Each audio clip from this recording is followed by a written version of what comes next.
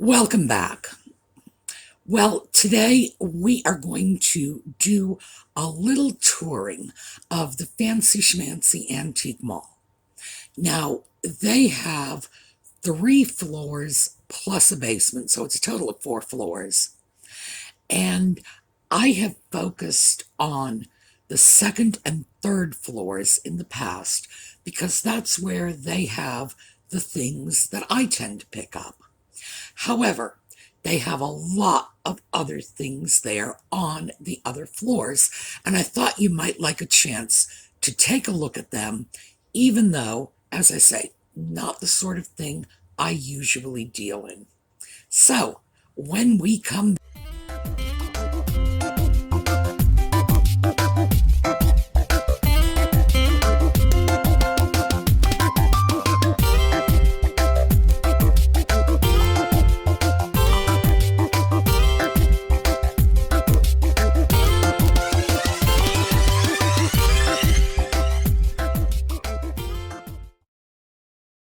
All right, so I deal mostly in small, hard goods, little porcelain items.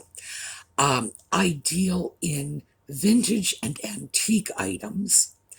Part of that is because I sell on Etsy, and if you're not selling handmade items, the items you sell have to be at least 20 years old.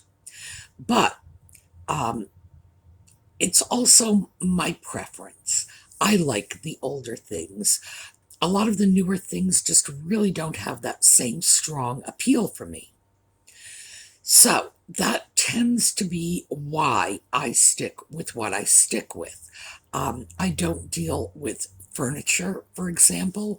I don't deal with clothing. And even though furniture and clothing can be vintage or antique too, it's really a question of portability. I prefer to deal with smaller, less expensive items so that anybody who wants a pretty little something can go out and get it. That's what I want. I'd rather not focus my attention on the massive $500 or $600 furniture pieces, and I would rather not have the headache of trying to figure out how to ship something like that to California. But because I know all of you have very different interests, they are not necessarily the same as mine, I thought you might like to do a little tour and see what other kinds of things they have.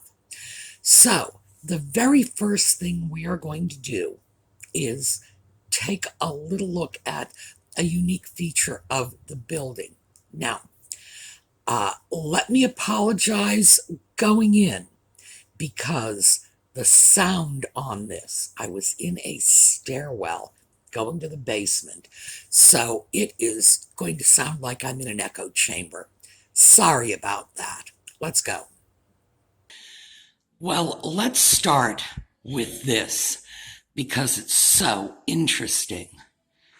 There's the stairs to the basement and this wonderful little door that leads to nowhere. This is something I love about old buildings. Now, that is something I really love about older buildings. The stairway that leads to nowhere, or, the little door that just, you know, goes out into an open space where you couldn't possibly have a door. It's part of the history of the building. It indicates that the building has gone through changes over the years, and I really like those little features. So that one caught me, and I thought I would just share that with you going in because it really put a smile on my face.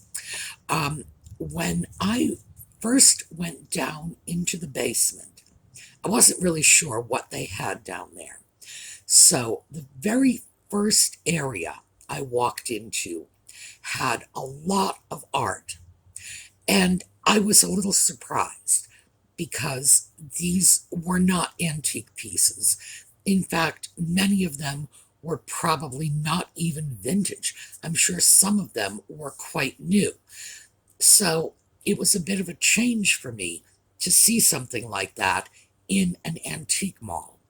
So again, before we go, I have to apologize because there was so much glass and the little fluorescent lights in there that my camera had no idea what to focus on.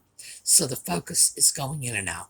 Nevertheless, I still think it's worthwhile to show this because I want you to see what they have there. So let's take a look. So we've got art down here. We've got a painting of a collie. We've got a carousel horse. We have a poster of Block Island, which, as a Rhode Islander, I really appreciate. We've got a few other interesting prints, posters, photographs. Very nice stuff. And this, which I am assuming is not actually a mannequin, but rather a piece of art. Well, I have to admit that walking down and immediately seeing a carousel horse certainly attracted my attention.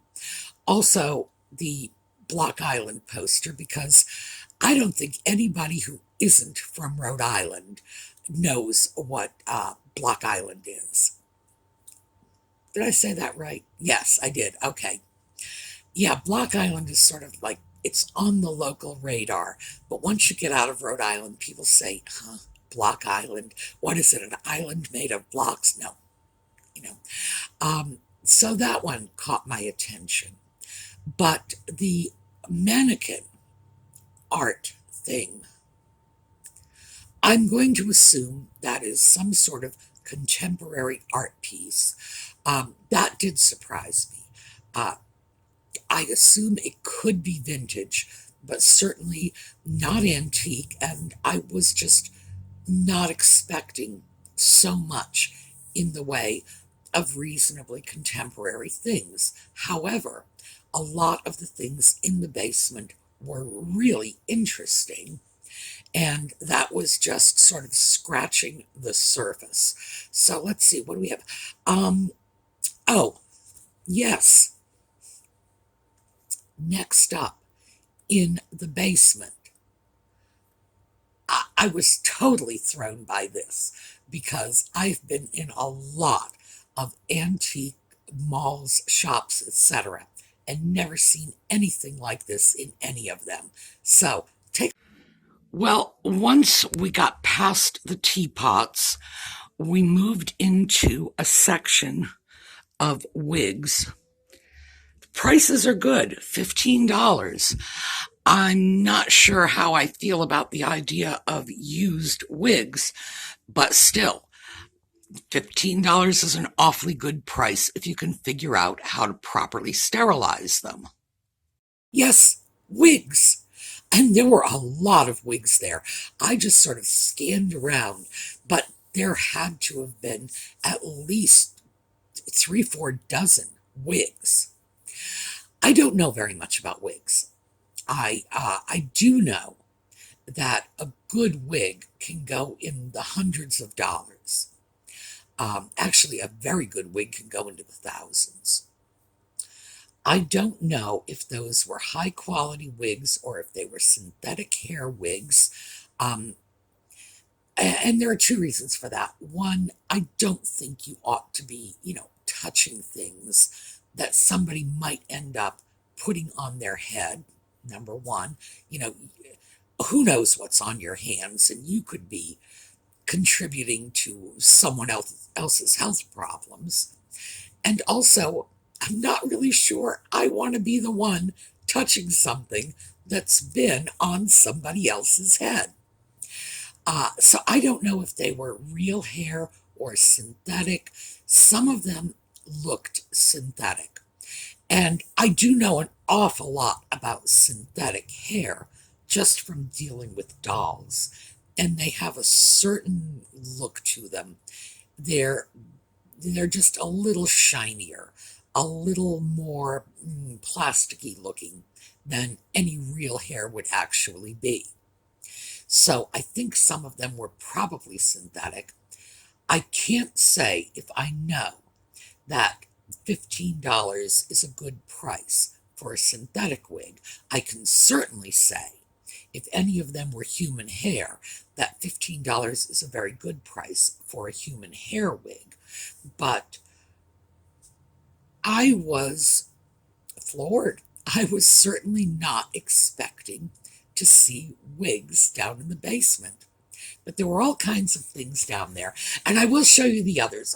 At this point, I'm just giving you sort of a little snatch here and there. I will fill in the blanks later because I want to give you a sense of sort of overall what they have there. And I did want to focus on the areas that I don't usually take you to. So let's see. Oh, now this is something I do know about. So let's take a look at Asian porcelain, although this porcelain is not from Asia. Now this is an example of the classic willowware pattern. It's often called export canton. Pretty pieces, blue and white, classic Chinese design. There are times when this was remarkably popular, and it's a very old pattern. This particular rendition is probably not actually Chinese. I looked at the information on the back, and I believe this was made in England. That happened. A very popular Chinese design might have been reinterpreted by a Western manufacturer. Still, very, very pretty. Well, interestingly enough, I recently got a question in the comments about willowware and canton ware coming from England. Well, almost as soon as the fine porcelain came into Europe from China, the English and French manufacturers, mostly the German manufacturers, got into it later, but primarily in the early days it was England and France. They began copying the designs. Now, there were some reasons for this. First of all, when you're talking 18th century, when you brought in China from Asia, it was a huge status symbol because this China had to be shipped in, like literally on ships, and it could take 2 months for a ship to come back with their stock of China. So you paid for that travel time. You paid the costs of the voyage. You paid for the China. It was expensive stuff. Huge, huge status symbol. So almost immediately, the British manufacturers, who were remarkably clever, saw the opportunity and jumped on it and began producing very high quality plates, cups, dinnerware, vases, figurines, whatever came in that they could draw a sketch of and bring back to their factory to reproduce, they did. And they could produce it locally for a fraction of the cost. They were also using different techniques, and we discussed that on the video about porcelain. I did a specific video, so I'm not going to repeat myself, but they used different techniques. They could produce china that was comparable, not the same, different techniques, different types of porcelain, but it was comparable to the Chinese porcelain. They could do it a lot less expensively locally. So they primarily stuck with the patterns that they could easily reproduce. The willowware patterns were chief among them. The patterns that are also known as canton, again, blue and white, simple glazes. All you needed was 2 colors and you were good to go. Also, because these were mostly landscape designs, it was very easy to replicate the style of the Chinese pieces, especially when you consider that the Chinese depictions of people were very different from the way Westerners were accustomed to seeing humans drawn, so it would have been more difficult for them. So today, some of the most beautiful willowware pieces are from England or France. They're just lovely pieces. But then we had a resurgence of this. After the communist takeover in China post-World War II, essentially the Chinese economy closed to the West. You could no longer get Chinese blue and white porcelain. I'm just going to call it that because there were so many names for it. You couldn't get that contemporaneously. In other words, the stuff that they were making was not being made for export to the West. They'd close their gates. So in order to get new patterns in the willowware or the canton, they had to be made in Europe and in the United States. So in the second half of the 20th century, we saw a resurgence of that, of Chinese designs being made in the West for local consumption. Then when China began trading with the West again, we are now seeing some of those great pieces coming back. I've shown you several. Usually when I say this is a piece of modern Chinese porcelain, I am referring to the period of late 1980s, early 1990s and onward, when the Chinese were sending things to the West again. Nice pieces, the same fine quality we've always associated with Chinese porcelain, just not antique. So, no surprise when you see Chinese designs coming out of England. Anyway, that's my 25 cents worth of why willowware comes from England. All right, next up, let's take a look on the first floor. And a lot of what they have on the first floor is primitives and American country style pieces. Much of what I see there is not antique and not vintage. So a great deal of it is new. So let's take a look.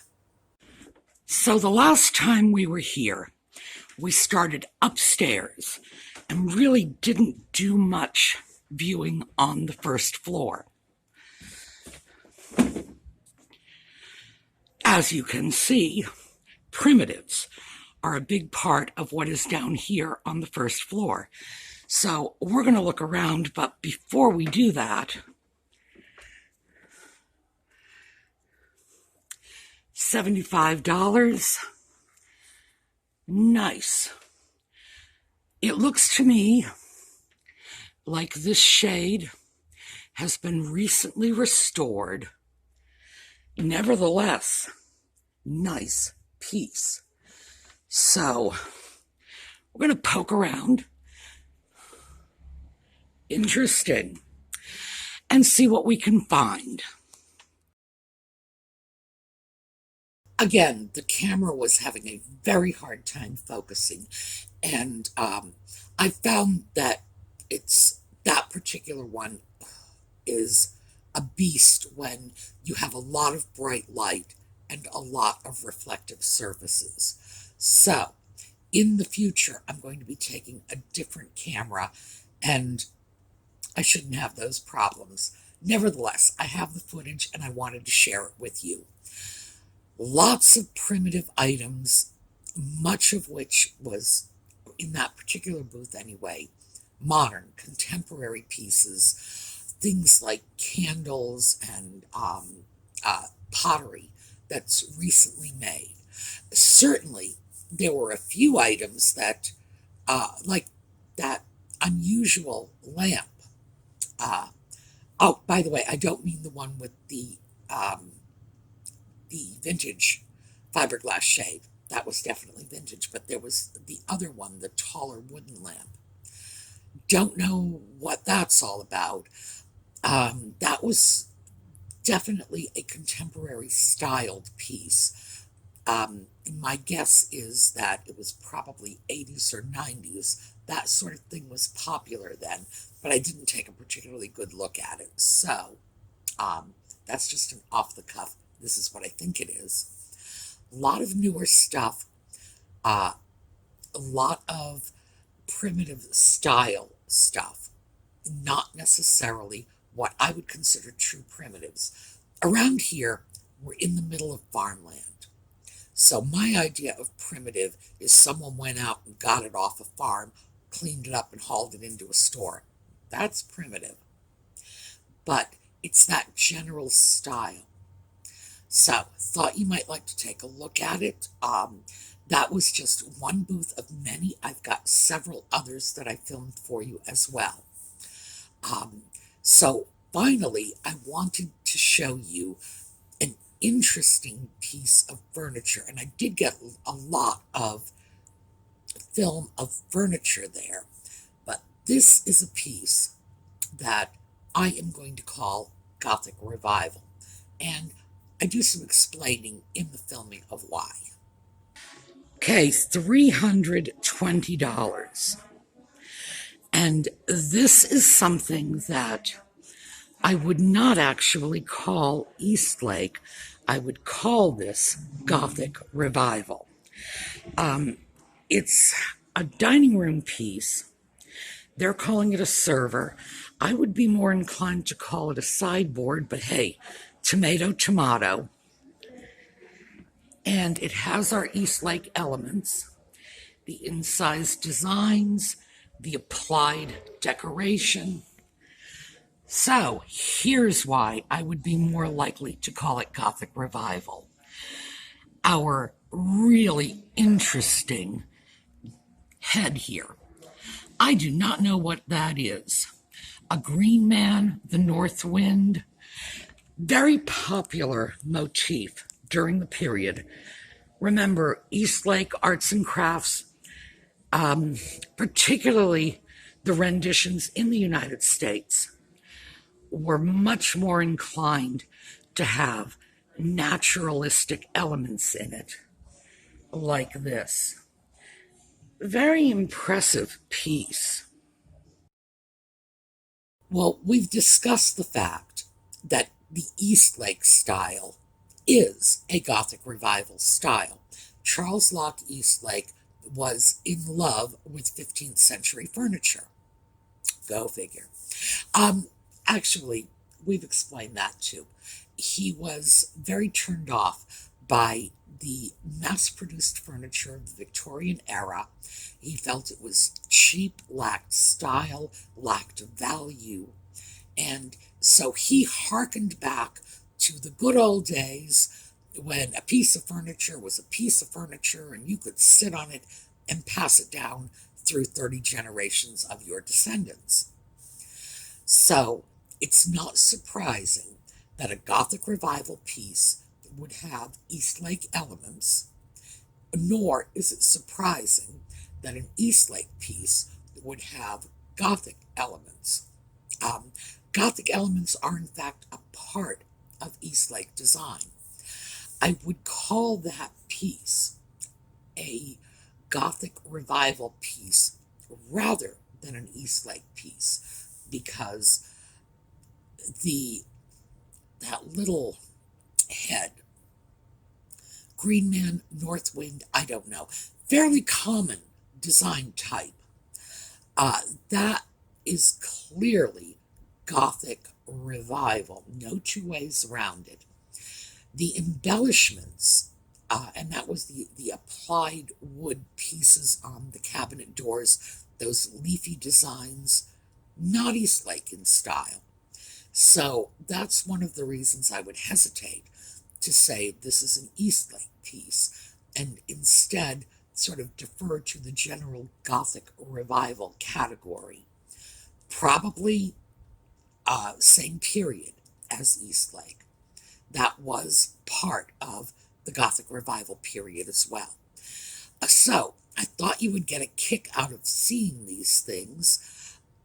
I obviously did not do any buying. This is out of the field in which I deal.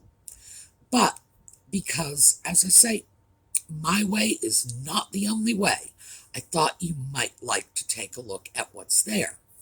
Now, as I say, I have more footage in future videos. I'm going to show you some more of their art. They have a whole clothing section, and I know some of you deal in vintage and antique clothing, and again, more primitives and American country style things. So, have a great week. I will not see you tomorrow. Next time I see you will be Wordy Wednesday on Wednesday, Thursday night for book club, and then we will be rolling right back into vintage and antique goodies on Friday. All right, we'll see you then.